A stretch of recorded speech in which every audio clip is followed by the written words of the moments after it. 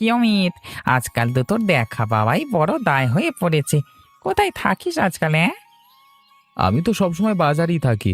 তুমি হয়তো এখন আর আমাকে ঠিকঠাক করে দেখতে পাও না। চা বানিয়ে বানিয়ে চোখের দৃষ্টিশক্তি কমিয়ে ফেলেছো, দেখবে কি করে বলো? বাজারে থাকিস নাকি কার সাথে থাকিস সেটা আমি ভালো করেই জানি রে। তুমি আদার ব্যাপারী হয়ে জাহাজের খবর রাখার চেষ্টা করো না, ঠিক আছে? তুমি চায়ের দোকানদার, ভালো করে চা বানাও, না হলে খদ্দের তোমাকে লাথি মেরে অন্য কোথাও চলে যাবে। আরে, সব খবর রাখলে জ্ঞান বাড়ে। এই জন্যই তো চায়ের ব্যাপারীকেই রোজ জাহাজের খবর রাখতে হয়। তা জাহাজের খবর রেখে কতদূর আগালে? চায়ের ব্যবসা ছেড়ে জাহাজে উঠবে নাকি? না না বাবা, আমার অত জাহাজে উঠবার শখ নেই। তুই উঠেছিস, তুই নিজেই থাক। আমি আমার চায়ের দোকান নিয়ে ভালো আছি। তা তোকে চা দেবো নাকি 2 কাপ? আমি একা মানুষ, 2 কাপ চা খেয়ে কি করব? আরে ভাবছিলাম খুশি হয়ে 2 কাপ বানালে 1 কাপ হয়তো আমাকে খেতে দিবি। চায়ের দোকানের ব্যবসা ছেড়ে ভণ্ডামি শুরু করেছো দেখছি। তা কতদিন ধরে এই ভণ্ডামির ব্যবসা চলছে এখানে? চলছে আর কই, চলছেই তো না। চায়ের ব্যবসাও চলছে না, ভণ্ডামিও চলছে না। এই তোমাদের মতো লোকজন থাকলে তাও দুটো সম্ভব হয়। হ্যাঁ, দু নৌকাতে পা দিলে এমনিতেই ডুবে মরবে। যে কোনো একটি নৌকায় পা দিয়ে দেখো, ভালো হবে, বুঝলে? আরে রতনদা, করছোটা কি? তুমি এমন করলে আমরা যে ধরা পড়ে যাব। এই তুই এত চিন্তা করিস না তো। আমরা ধরা পড়বো না, কিভাবে কি করতে হবে সেটা তুই একবার আমাকে বল। কিভাবে কি করব? গিয়ে বস্তাগুলো চুরি করে নিয়ে আসবো। আরে চল চল, আগে গিয়ে বুড়ির হাত পা বেঁধে ফেলি, তারপর বস্তাগুলো আমরা চুরি করে নিয়ে পালাই, তাহলে বুড়িকে নিয়ে আর কোনো ভয় নেই, ধরা পড়বো না আমরা। তোমার এই বুদ্ধি নিলে আর আগে ধরা পড়ে যেতাম। ওই তো দেখা যাচ্ছে ধানগুলো বাড়ির উঠানেই রয়েছে বস্তা ভর্তি। আমরা তো চাইলে সেখান থেকেই ধানের বস্তাগুলো কাঁধে করে চুরি করে নিয়ে যেতে পারি। এটা করতে আবার বুড়িকে বাঁধতে হবে কেন? আরে, বুড়ি যদি উঠে চেঁচামেচি শুরু করে দেয়, এর জন্য মুখটা বেঁধে দেওয়া উচিত, বুঝলি? পাগল হয়ে গেছো নাকি? তুমি বুড়ির হাত পা বাঁধতে গেলে বুড়ি আরও চেঁচামেচি করবে। তখন গ্রামের সবাই জড়ো হয়ে আমাদের গণধোলাই দেবে। তোমার মামা হরিপ্রসাদ বাবুর মান ইজ্জত কিছু থাকবে না। না না, আমার মামার মান ইজ্জত কোনোভাবেই খোয়ানো যাবে না। তাহলে যে মামা আমাকে আস্ত রাখবে না। আমার যেটা ভালো হয় তুমি সেটাই করো লালটু। তুমি হরিপ্রসাদ বাবুর ভাগনা হয়ে এমন বলদ হয়েছ কেন? আমি তো সেটাই বুঝতে পারছি না।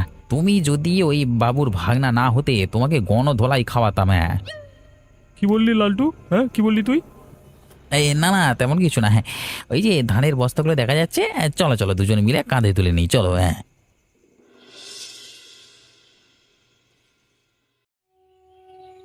আমার এত বড় সর্বনাশ কে করলো? আমার সাথে এমনটা কে করলো? আমি যে কিছুই বুঝতে পারছি না। উপরওয়ালা, আমার সাথে এমন কে করেছে? কে কোথায় আছো দেখে যাও। আমার যে বিশাল ক্ষতি হয়ে গিয়েছে। কি হয়েছে বুড়িমা? সকাল সকাল তুমি এভাবে চেঁচামেচি করছো কেন? তোমার চেঁচামেচির শব্দ শুনে বাড়ি থেকে ছুটে আসলাম। আরে কাবেরী, আমার যে বিশাল বড় ক্ষতি হয়ে গেছে। আমার আর কিছুই রইলো না। আমার সকল স্বপ্ন এক নিমেষে চুরমার হয়ে গেল। এখন আমি কি করব? কোথায় যাব? কার কাছে বিচার দেব? আরে বুড়িমা, এত চেঁচামেচি না করে আগে বলো কি হয়েছে। সবটা শুনি, তারপর না হয় বুঝতে পারবো ব্যাপারটা। আরে তোরা অন্ধ হয়ে গেলি নাকি? দেখছিস না, আমার উঠানে একটাও ধানের বস্তা অবশিষ্ট নেই। কে যেন আমার সকল ধানগুলো চুরি করে নিয়ে গেছে। এ কি বলছো বুড়িমা? তুমি তোমার ধানের বস্তাগুলো এই উঠানে কেন রেখেছিলে? গ্রামের অবস্থা তো তুমি ভালো করেই জানো। তারপরও ধানের বস্তাগুলো তোমার এভাবে উঠোনের মধ্যে রাখা একদম ঠিক হয়নি। তুমি এগুলো উঠানে না ফেলে ঘরের ভেতরেও তো রাখতে পারতে, তাহলে তো এত বড় সর্বনাশ হতো না তোমার। আরে রোদে শুকানোর জন্য এখানে রেখেছিলাম। বারবার ঘরে ওঠাতে নামাতে আমার কষ্ট হয়। আমি তো বৃদ্ধ মানুষ। থাক, যা হওয়া তা হয়েছে। এ নিয়ে তুমি মন খারাপ করো না। যারা এমনটা করেছে সেটা দেখে খুঁজে বের করতে পারো কিনা তাই দেখো। আচ্ছা ঠিক আছে, তোরা একটু চেষ্টা কর। আচ্ছা আচ্ছা, চেষ্টা করব। তাহলে এখন আমরা যাই। কি গো, তুমি আজকে আবার আমাকে এই পুরনো বাড়ির পেছনে ডাকলে কেন? এখানে কোনো মানুষ আসে নাকি? সব সময় তো আমরা নদীর ঘাটের ওদিকটায় দেখা করি, আজকে হঠাৎ এখানে ডাকলে যে? মানুষ এখানে আসে না বলেই তোমাকে আজ এখানে ডেকেছি। নদীর ঘাটে তোমাকে আর আমাকে অনেক মানুষ দেখেছে। কবে কোন দিন মানুষ দেখে আবার বাড়িতে বিচার দেবে তা তো বলা যায় না। সেজন্য তোমাকে এখানে ডেকে পাঠালাম। এভাবে আর কতদিন লুকিয়ে লুকিয়ে আমরা দেখা করব? এভাবে তো আর আমার ভালো লাগছে না। এভাবে দেখা করতে ভালো না লাগলে তাহলে তুমি বাড়ি চলে যাও, আমিও গেলাম।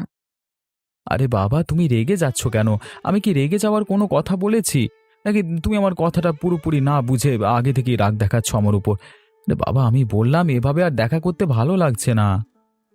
এভাবে দেখা না করে আর কোনো উপায় আছে? বলো, আমি চাচ্ছি না এখনই তোমার আমার সম্পর্কের কথাটা জানাজানি হোক। জানাজানি হলে হোক, সমস্যা নেই। আমি তো তোমাকে বিয়ে করতেই চাচ্ছি, তাই না? সবকিছুর একটা সময় আছে, অপেক্ষা করতে হবে তো। আমি যে তোমাকে বড্ড ভালোবাসি, সেই জন্যই সবসময় ভয় থাকে কখন আবার তোমাকে হারিয়ে ফেলি। তুমি ভয় পেও না, আমি সব সময় তোমার পাশে আছি। চলো আজকে রমেশের চায়ের দোকানে গিয়ে চা খেয়ে আসি। আচ্ছা ঠিক আছে, চলো।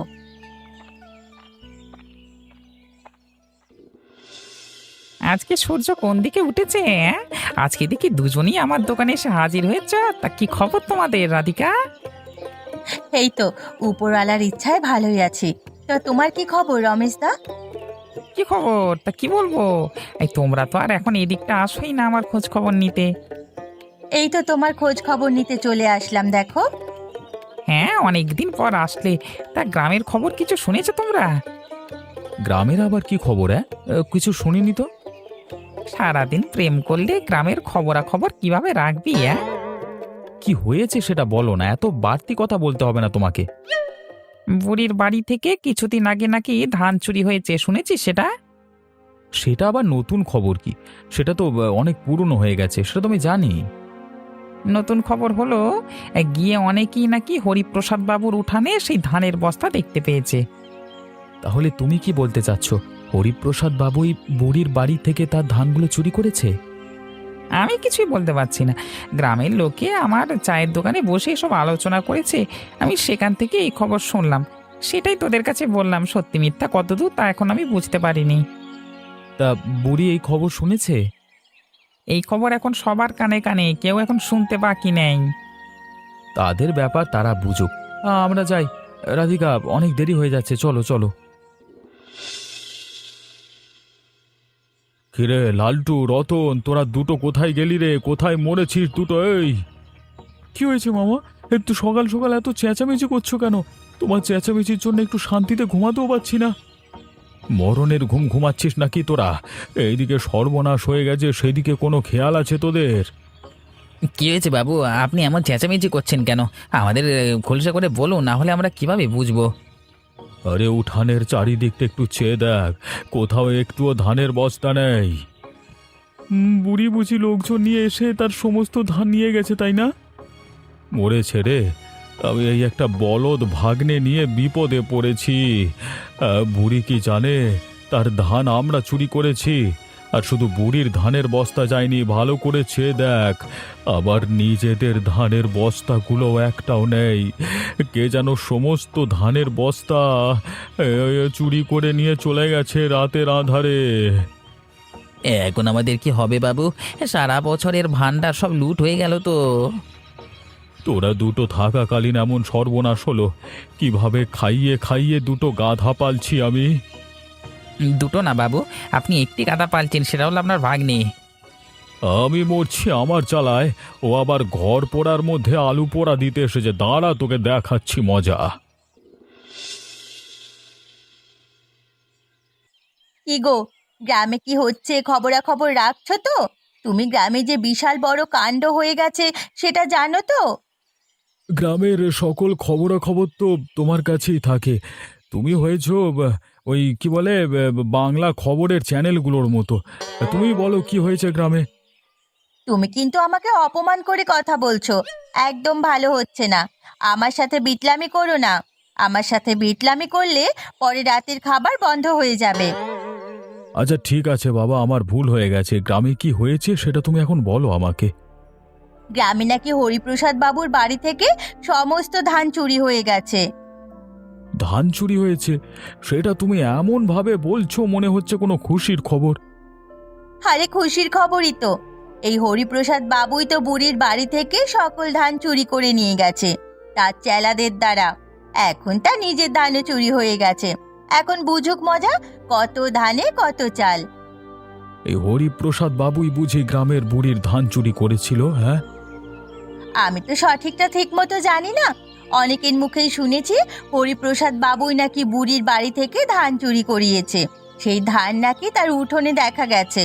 এখন সেই ধান সহ হরিপ্রসাদ বাবুর যত ধান ছিল সব চুরি হয়ে গেছে। তাহলে তো ভালোই হয়েছে, ব্যাটার একদম উচিত শিক্ষা হয়েছে। এটাই ওনার পাওনা ছিল। যেমন কর্ম তেমন ফল পেয়েছে উনি।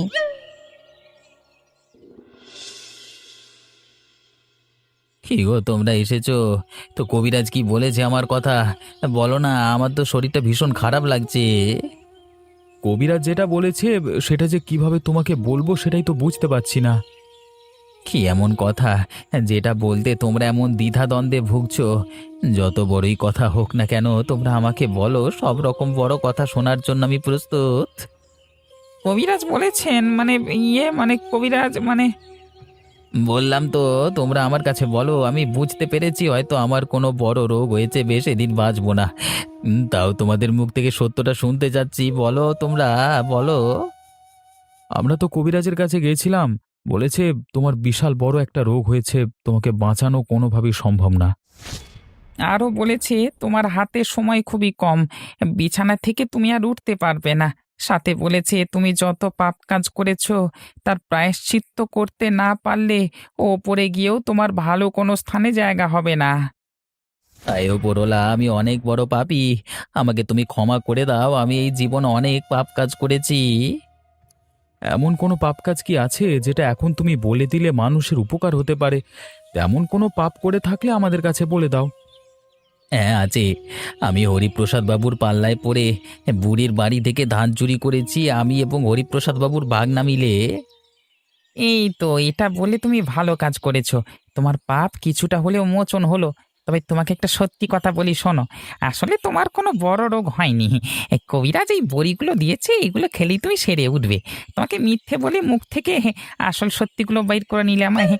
আমি তো চল চল যাই, সবাইকে নিয়ে বাবুকে ধরি, চল।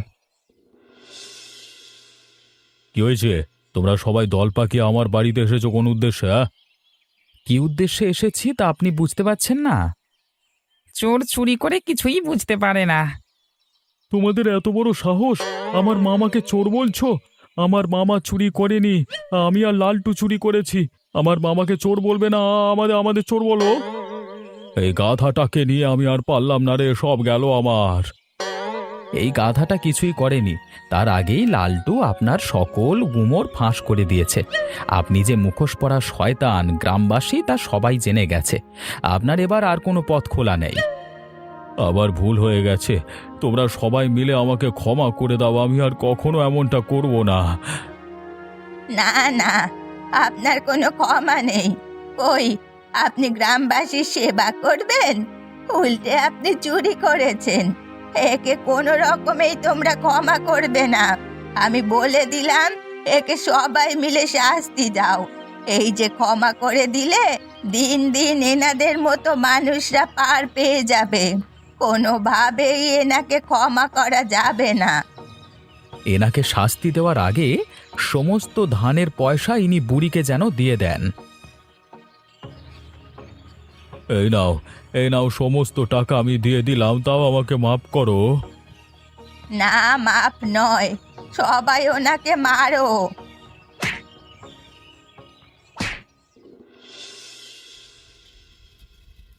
কি গো বুড়িমা, তোমার রান্না বান্না কদ্দূর হলো? ভাত কি আজকে খেতে পারবো নাকি আগামীকাল আবার আসবো? হ্যাঁ, নেমন্তন্ন দিয়েছি। আজ তোর যদি ইচ্ছে হয় তুই কাল আসিস। যেগুলো খাবার অবশিষ্ট থেকে যাবে, পচা বাসি হবে, সেগুলো এসে খেয়ে নিস। তুমি তো দেখছি বুড়িমা ভালোই চালাক হয়ে গেছো। ভালো ভালো ভালো কথাই বলেছো। তোদের সাথে থেকে চালাক না হয়ে উপায় আছে? আমার তোদের সাথে থেকেই তো এমন চালাক হয়েছি। চালাক হয়েছো তা ঠিক আছে, কিন্তু রান্না বান্নায় এখনো তোমার আক্কেল আসেনি বুড়িমা। দুপুরের রান্না তুমি মনে হচ্ছে আজকে রাতেই খাওয়াবে আমাদের। আরে না না, বুড়িমা একা রান্না করছে না তো, আমরাও তো আছি বুড়িমার সাথে। তুমি এত উতলা হবে না অমিত। ও মা, এই যে দেখছি কাবেরী বৌদি এখানে আছে, তাহলে একটু আগে ভাগেই মনে হয় খেতে পারবো। আর কাবেরী বৌদির হাতের রান্না, উফ কি যে মজা! ও আচ্ছা, এখন কাবেরী বৌদির হাতের রান্না মজা, আমার রান্না তো কোনো মজা নেই। ঠিক আছে, আমি চললাম, তুমি তোমার কাবেরী বৌদির হাতের রান্নাই খাও। অমিত ভাই, আগে নিজের সংসার সামলাও, পরে কিন্তু ঝামেলায় পড়ে যাবে। তোমরা সবাই চাইলেই নতুন সংসার শুরু করব। সংসার শুরু করতে পারলেই তো সামলাতে পারবো। আচ্ছা ঠিক আছে, তাহলে দিনক্ষণ দেখে তোমাদের দুজনকে 7 পাকে বেঁধে দিই, কি বলো? তা দিলে খারাপ হয় না তো, আমরা তো সেটাই চাচ্ছি। লজ্জা শরমের মাথা খেয়েছে এই ছেলেটা। এই, রান্না হয়ে গেছে, তোমরা সবাই বসো, সবাইকে আমি নবান্নের নতুন চালের পান দিচ্ছি।